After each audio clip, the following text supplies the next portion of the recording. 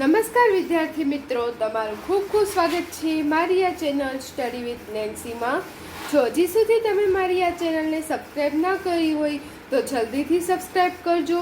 આજે આપણે પ્રકરણ નંબર 4 સાદા સમીકરણ સ્વાધ્યાય 4.1 નો પ્રશ્ન નંબર 5 જોઈશું. તો જુઓ, અહીં આપણને પ્રશ્ન નંબર 5 આપેલો છે કે નીચે આપેલા સમીકરણોને વિધાનના સ્વરૂપે લખો. કે નીચે આપણને જે સમીકરણ આપેલા છે એ સમીકરણને આપણે કેના વિધાન એટલે વાક્યના સ્વરૂપે લખવાનું છે. તો આની પહેલા આપણે જે પ્રશ્ન નંબર 4 જોયો હતો એમાં વિધાન આપેલા હતા, એના ઉપરથી આપણે આવું સમીકરણ લખવાનું હતું. હવે આમાં આપણને સમીકરણ આપેલા છે, આપણે એના ઉપરથી વિધાન બનાવવાનું છે. તો જુઓ, પહેલું સમીકરણ આપેલું છે કે p+4 = 15. તો p+4 એટલે આપણે આને શું કહીએ, p માં 4 નાખતા એટલે ઉમેરતા. p માં આપણે શું કરીએ, 4 ઉમેરીએ. p+4 એટલે આપણે શું કહીએ, p માં 4 ઉમેરતા આપણને શું મળે છે, 15 જવાબ મળે છે. એટલે p માં 4 ઉમેરતા 15 મળે છે. આવી રીતે આપણે સમીકરણને વાક્ય સ્વરૂપે લખવાનું કે p માં 4 ઉમેરીએ તો 15 મળે. તો આપણું પહેલું થયું. હવે એવી જ રીતે બીજું સમીકરણ જોઈએ. તો બીજું સમીકરણ આપેલું છે m-7 = 3. કે m માંથી આપણા જે m છે એમાંથી આપણે માઇનસ કરશું. કેટલા? 7. એટલે આપણને શું મળે? 3. એટલે આપણે શું કરશું, m માંથી 7 બાદ કરવાના. m માંથી 7 બાદ કરતા શું મળશે? 3 મળે છે. એમમાંથી 7 બાદ કરતા 3 મળે છે. તો આપણા બીજા સમીકરણનો જવાબ આવ્યો. હવે ત્રીજું સમીકરણ જોઈએ. તો જુઓ, ત્રીજું સમીકરણ આપેલું છે કે 2m = 7. કે શું છે? 2m એટલે અહીંયા b અને m વચ્ચે કેનો સંબંધ છે? ગુણાકારનો આવશે. b અને m વચ્ચે કોઈ નિશાની નથી એટલે આપણે ગુણાકાર સમજવાનો. b અને m વચ્ચે શું છે? ગુણાકાર. એટલે આપણે એને શું કહીશું? 2 ગણા. કે m ના 2 ગણા. m ના 2 ગણા કેટલા થાય? 7. એ 2m = 7 એટલે m ના 2 ગણા અને 2 સાથે ગુણીએ એટલે 2 ગણા. m ના 2 ગણા 7 થાય છે. તો લખીએ m ના 2 ગણા 7 થાય છે. તો આપણે જોવો, ત્રીજો 2m = 7 એનો ઉકેલ આવશે, એનું વિધાન આવશે m ના 2 ગણા 7 થાય છે. હવે ચોથું જોઈએ. હવે જુઓ, ચોથું સમીકરણ આપેલું છે કે m ના છેદમાં 5 = 3. m ના છેદમાં 5, છેદમાં કેટલા છે? 5. છેદમાં 5 છે. છેદમાં વસ્તુ હોય એટલે આપણે એ કેમાં હોય? ભાગાકારમાં. એટલે આપણે m ને શું કરશું? 5 વડે ભાગાકાર કરીએ m નો. એટલે આપણને શું મળે? જવાબ 3 મળે. m ના છેદમાં 5 = 3. તો આપણે લખીએ કે m ને 5 વડે ભાગતા ભાગાકાર કરતા ભાગવાથી m ને 5 વડે ભાગવાથી આપણને શું મળે છે? 3 મળે છે. તો જુઓ, આપણા ચોથા સમીકરણનો ઉકેલ થશે, એનું વિધાન વાક્ય થશે. હવે એવી જ રીતે પાંચમું સમીકરણ જોઈએ. તો જુઓ, પાંચમું સમીકરણ શું આપેલું છે કે 3m ના છેદમાં 5 = 6. તો આ જે પાંચમું સમીકરણ છે ને એને તમે બે અલગ અલગ રીતે લખી શકશો.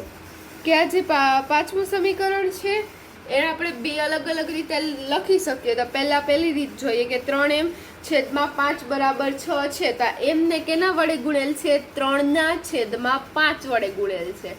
એટલે આપણે લખીએ m નો 3 ના છેદમાં 5 ભાગ છે તે m નો 3 ના છેદમાં 5 ભાગ શું થશે છે? તે 6 થાય છે. 6 થાય છે. કે m નો 3 ના છેદમાં ભાગ છે તે શું થાય છે? 6 થાય છે. કે આ m છે, આ m નો 3 ના છેદમાં 5મો ભાગ એ શું થાય? 6 થાય. અથવા તો તમે આને બીજી કઈ રીતે લખી શકો? તો આ m અને 3 છે એટલે 3m વચ્ચે કોઈ નિશાની નથી. બંને વચ્ચે કેનો સંબંધ છે? ગુણાકારનો. એટલે 3 ને m વડે ગુણવાનું અને આ છેદમાં 5 છે એટલે ભાગાકારનો. એટલે 3 ને m વડે ગુણતા અને 5 વડે ભાગતા આપણને 6 મળે છે. એટલે આપણે લખી શકીએ કે m ને 3 વડે ગુણતા અને 5 વડે ભાગવાથી એટલે કે 5 વડે તેનો ભાગાકાર કરવાથી આપણને શું મળે છે? જવાબ 6 મળે છે. એટલે 5 વડે ભાગવાથી 6 મળે છે. તો અહીંયા જો 2 મળશે, એમનો 3/ભાગ છે તે 6 થાય છે અને એમને 3 વડે ગુણતા અને 5 વડે ભાગવાથી 6 મળે છે. તો આ તમે આ બે વિધાનમાંથી કોઈ પણ એક વિધાન લખી શકો છો. અથવામાં છે કે આ લખો કે આ લખો, બેમાંથી જે લખો તે ચાલે. તો આપણું 5મા સમીકરણનું વિધાન થશે. એવી જ રીતે 6થું સમીકરણ જોઈએ. તો જુઓ 6થું સમીકરણ શું આપેલું છે કે 3p + 4 = 25. તો જુઓ 3p એટલે આમાં કયો સંબંધ છે? 3 અને p વચ્ચે ગુણાકારનો, અને એ બેના ગુણાકારમાં 4 ને સરવાળો કર્યો એટલે જવાબ કેટલો મળ્યો? 25 મળ્યો. એટલે આપણે લખીએ કે p ના છે 3 ગણું છે. p ને કેટલા વડે ગુણ્યા? 3 વડે. એટલે p ના 3 ગણામાં 4 ઉમેરતા, 4 આપણે એમાં સરવાળો કરીએ છીએ એટલે આપણે શું લખશું? ઉમેરતા. p ના 3 ગણામાં 4 ઉમેરતા 25 મળે છે. શું મળે છે? 25 મળે છે. કે p નો જે 3 ગણો છે એટલે 3p, એમાં આપણે 4 ઉમેરીએ એટલે આપણને શું મળે? 25 મળે. તો આ 6થા દાખલાનું વિધાન થશે. એવી જ રીતે 7મું જોઈએ. તો 7મું વિધાન આપેલું છે 4p - 2 = 18. તો આમાં પણ જો એવી જ રીતે છે કે 4 અને p બંને વચ્ચે ગુણાકારનો સંબંધ છે. એટલે p ને કેટલી વડે ગુણવાનું? 4 વડે ગુણવાનું. અને એમાંથી આપણે કેટલા? 2 બાદ કરીએ. p ને 4 વડે ગુણીને એમાંથી આપણે 2 ને બાદ કરીએ તો આપણને જવાબ શું મળે? 18 મળે. એટલે આપણે એના 4 વડે ગુણવાથી એમ લખો તો પણ ચાલે ને 4 ગણા લખો તો પણ ચાલે.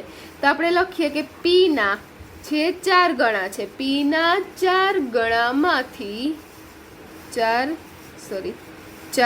ગણામાંથી 2 બાદ કરતા આપણે અહીંયા જુઓ કેની નિશાની આપેલી છે? બાદબાકીને. એટલે 2 બાદ કરતા 18 મળે છે. તો આ જુઓ આપણા 7મા વિધાનનો જવાબ આવશે. હવે 8મું વિધાન આપેલું છે કે 8મું સમીકરણ આપેલું છે કે p ના છેદમાં 2 + 2 = 8. કે આ p ના છેદમાં 2 છે એટલે p અને p નો શું થાય? અડધું થાય. p ને 2 વડે ભાગાકાર કરીએ તો કોઈ પણ સંખ્યાને 2 વડે ભાગાકાર કરીએ એનું શું મળે? અડધું મળે. એટલે આને આપણે p નું અડધું પણ કહી શકીએ કે p ના અડધામાં કે આ p નું જે અડધું છે એમાં આપણે કેટલા ઉમેર્યા? +2 એટલે 2 ઉમેર્યા. p ના અડધામાં 2 ઉમેરતા શું મળે છે? આપણને 8 મળે છે. p ના અડધામાં 2 ઉમેરતા 8 મળે છે. તો જોવો આપણા 8મા સમીકરણનો ઉકેલ આવ્યો.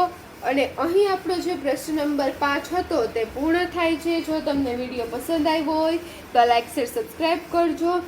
અને જો હજી સુધી તમને મારી આ ચેનલને સબસ્ક્રાઈબ ના કરી હોય તો જલ્દીથી સબસ્ક્રાઈબ કરજો, જેથી તમને મારા બધા જ વિડીયો સૌથી પહેલાં મળી રહે છે. અને તમે બધા વિડીયો જોવો છો અને જો તમને વિડીયો પસંદ આવે તો લાઈક કરવાનું ભૂલતા નહીં. Thanks for watching.